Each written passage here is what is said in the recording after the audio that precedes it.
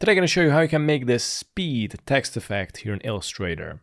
Let's select the type tool and I'm going to type in the P and the R. I'm going to work with the letter R because that is a little bit more complicated. And to make the process more easier, I'm going to use the letter P as a reference. Right click, create outline, right click on the text, on group.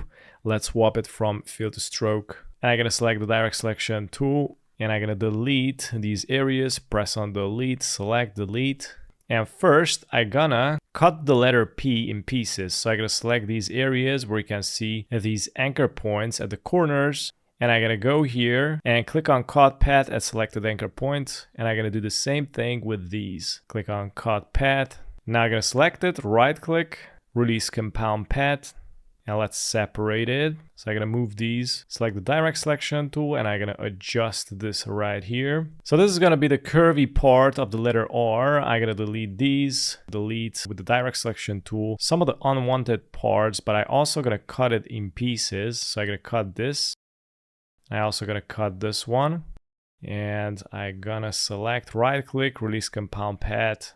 And I'm gonna delete this. And I'm also gonna select this line and press and hold Alt to drag it, also press Shift. So until it's gonna go right here, and I can delete what's right under. So these are gonna be the elements that are going to form the letter R. So I'm gonna start with this curvature first, select both. Let's go to Object, Blend, click on Make. Now I'm gonna go to the second one.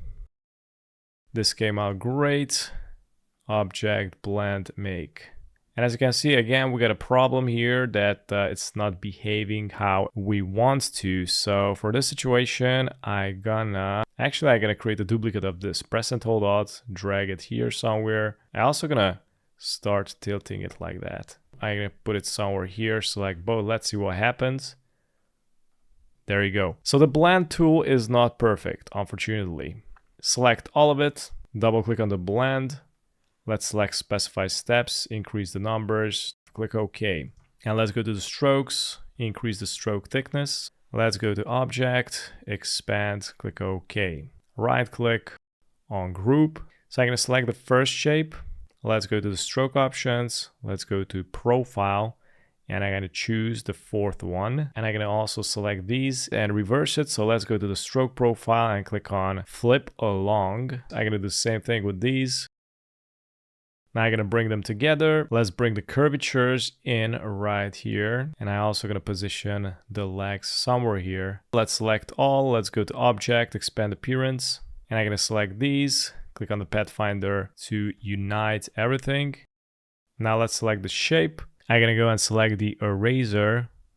Then press and hold Alt and create a rectangle like this. So this way it's going to delete the bottom part in a rectangle style. I'm also going to delete these lines right here. So I'm going to select the pen tool and actually do it manually.